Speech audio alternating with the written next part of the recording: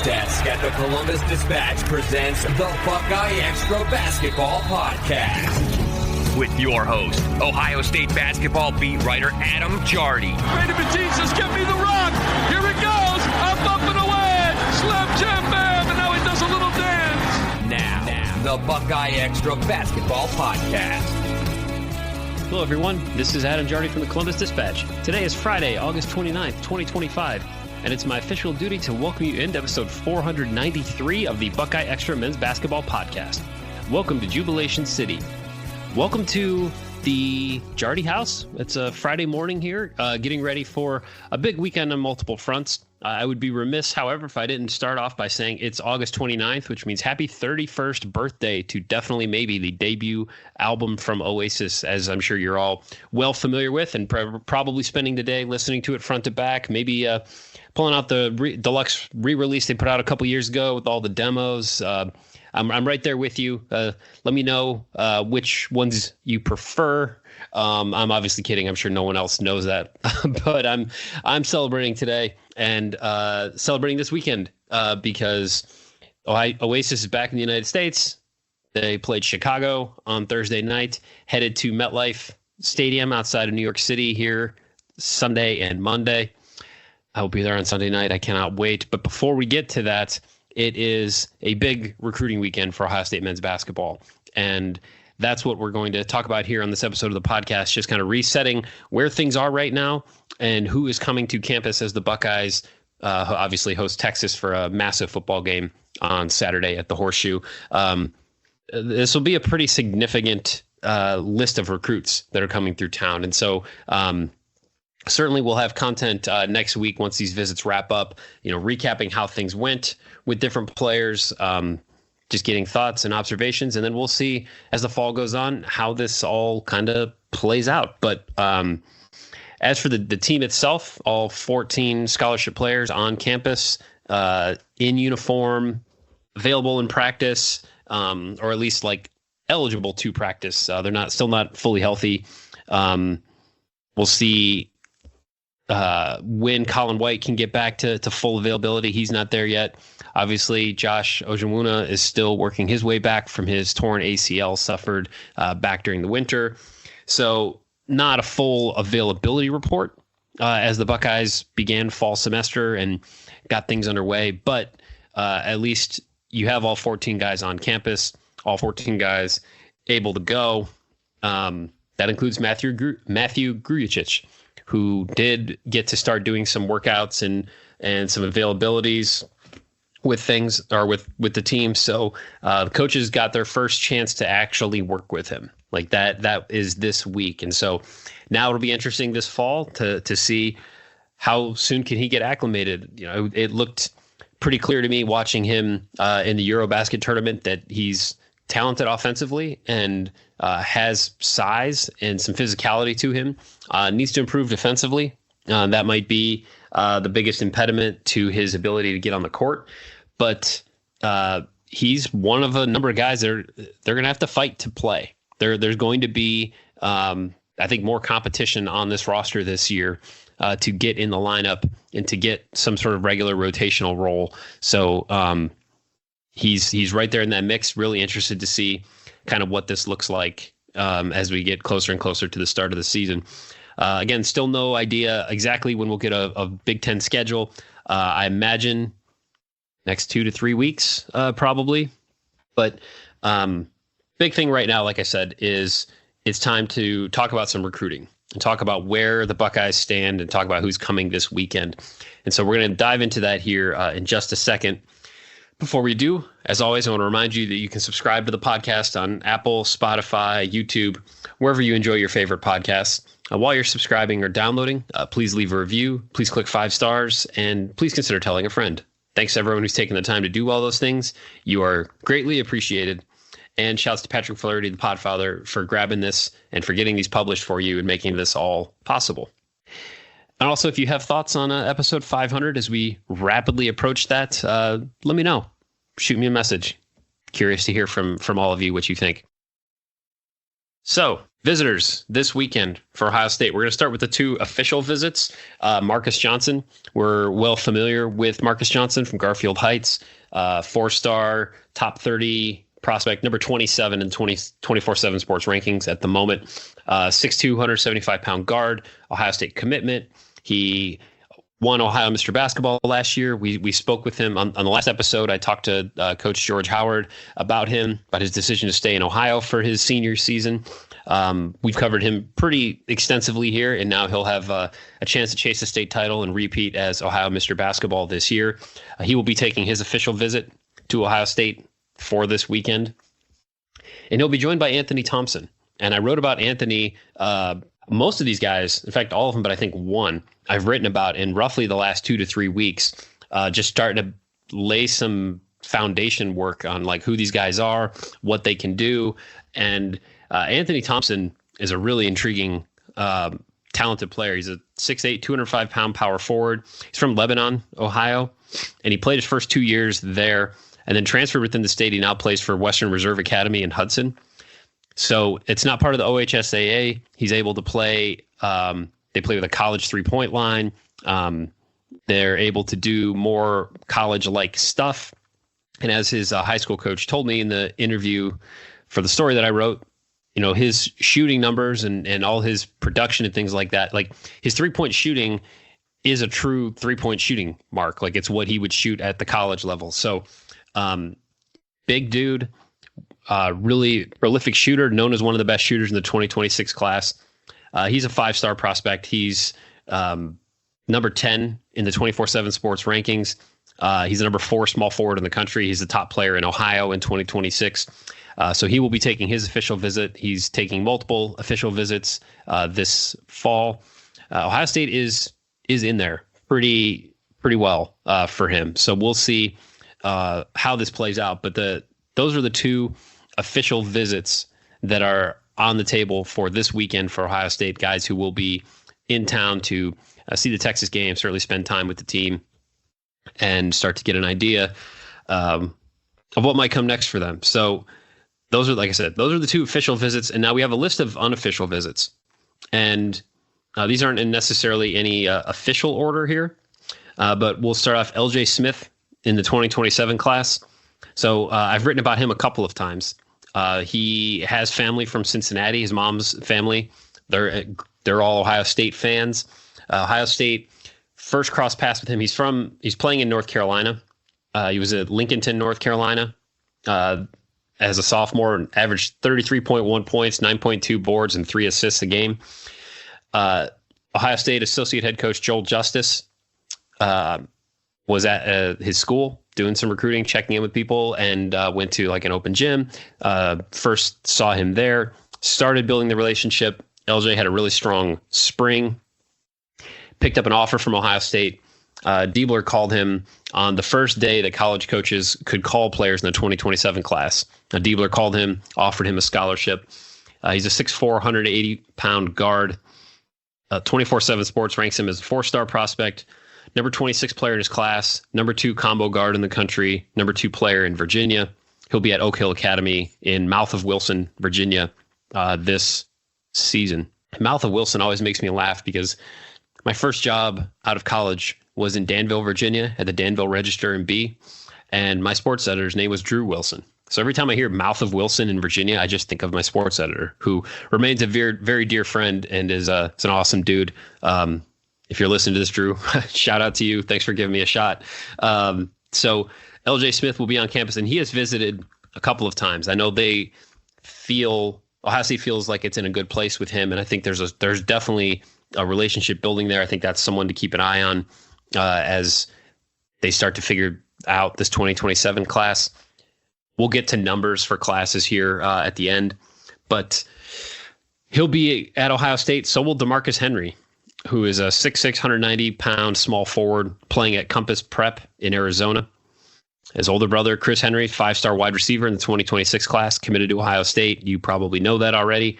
I had to look that up, but he's the number 22 prospect in the class. He's the number 9 small forward in the nation. And he's a 4-star prospect according to 24/7 Sports. So he will be on campus. So will Josh Tyson, who's a 6'2", 170-pound combo guard from Westchester, Lakota West. He's in the 2027 class. I was at the Schottenstein Center for Ohio State's team camp in June and watched him play a couple of times, and then got to interview him 5 minutes after he left Jake Diebler's office after landing an Ohio State scholarship offer, and he was really excited about that.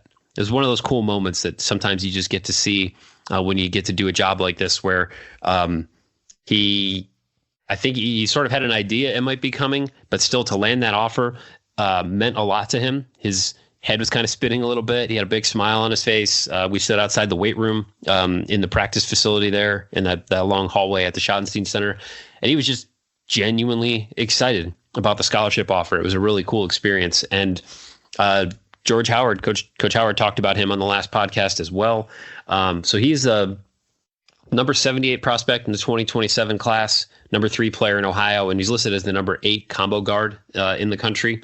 But another player that Ohio State really is recruiting hard. Like, there's a lot about his game that they really like. His defensive ability, his versatility. He's a guy that they have identified and definitely zeroed in on within the state of Ohio in that 2027 class. All right, and then finally, the last recruit scheduled to be at Ohio State this weekend is Cam Mercer. Cam's a 5-star player from Cincinnati who was in the Winton Woods School District, but before his freshman year transferred to Huntington Prep in West Virginia and has since moved on. He'll be at Overtime Elite in Atlanta while preparing for college. But at one point was the number 1 player in his class. He's now the number 5 player in his class. He's a 5-star recruit. He's listed as number 3 small forward in the country, according to ESPN. He's a 6'5", 185-pound forward wing. He also visited Ohio State on August 1st, which is the first day that coaches could host him on a visit. So the Buckeyes are taking a big, or I shouldn't say it, Buckeyes are recruiting him hard. And there's certainly relationships there that are already being formed, and were being formed before he even took a step into high school. He's one of those players that they offered him a scholarship when he was still, before he'd ever set foot in a high school. So again, another highly rated recruit coming to campus. That makes 2 consensus 5-star players on Ohio State's campus this weekend, in addition to several other top 30 players, a bunch of 4-star recruits. And what will be interesting, I talked about this with Coach Howard on the last podcast. I've been saying this a little bit more lately, but like, as we get ready for visit season, like, it will be very interesting going forward, like how much these visits matter, if they matter as much as they did before. Because I think I'd be shocked if any of these players who go to campus this weekend don't come away like excited about Ohio State and feeling good about the Buckeyes and impressed with everything. I mean, that's official visits and unofficial visits. Like, that's what they do.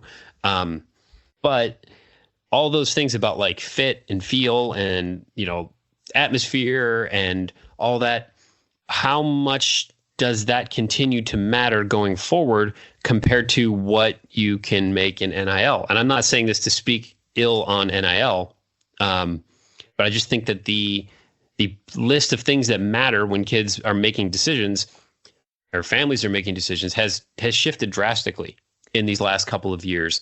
And I don't know that any college coach in America right now can accurately tell a 2026, 2027, 2028 recruit, here's what we'll be able to give you in NIL, because we still don't have any real idea how the NIL clearinghouse stuff is working. The deals that are worth more than $600 have to be approved by an outside agency. How does that agency determine things? Like, we're going to get more clarity, I hope, before long here, because there will be challenges to these rules. There will be, once decisions start getting made, people are going to have feelings about them, right or wrong. And we don't have any clarity on that right now.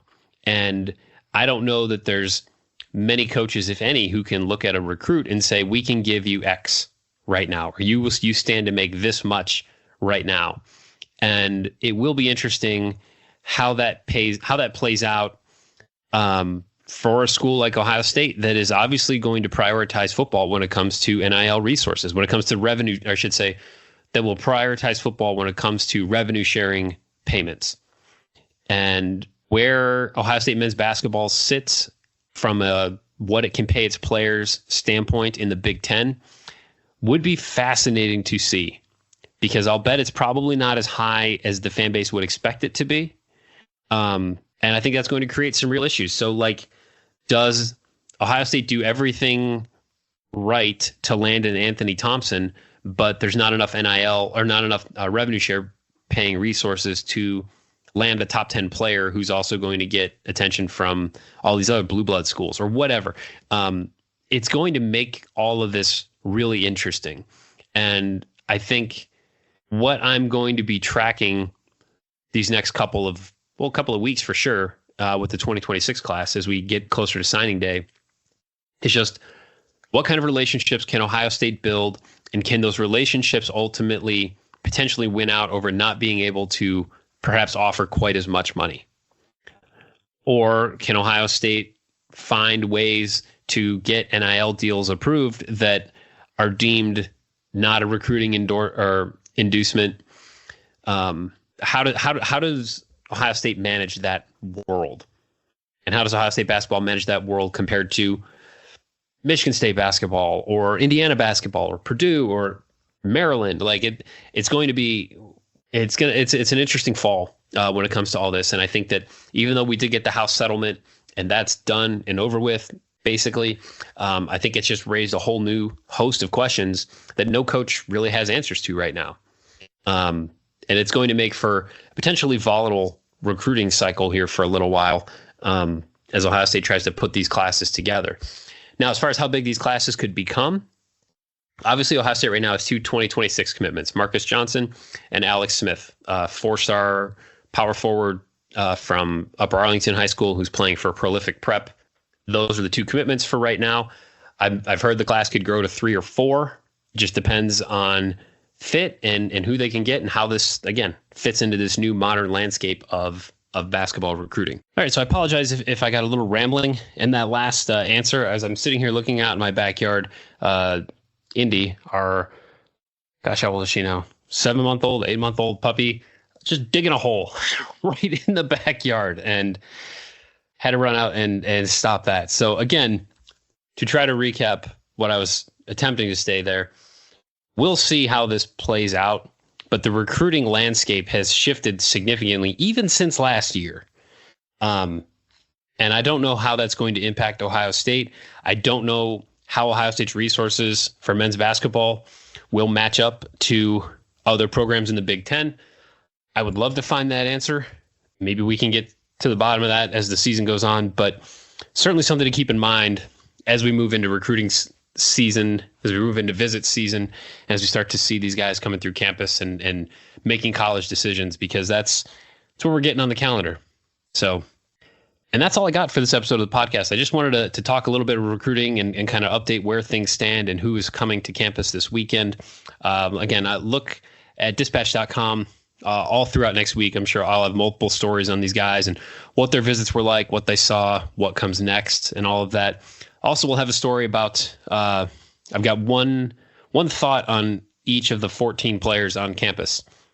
So it's a pretty lengthy read. There's a lot to it. That'll be live at dispatch.com on Tuesday morning. So go check that out as well.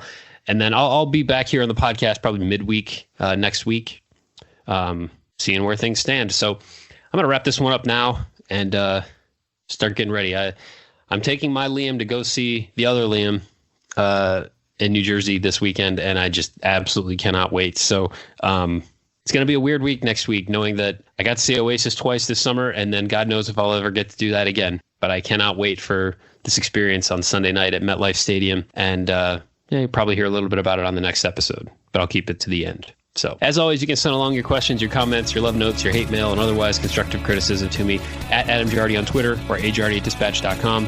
Thanks again for listening. Thanks to Patrick Flaherty for making this work. Thanks to my dog for digging a hole in the middle of the yard. I'll be back with you next week. So until then, be kind, take care, go listen to Definitely Maybe, and we'll talk soon. Be sure and subscribe to the Buckeye Extra podcast in the iTunes Store, the Google Play Store, or on Stitcher.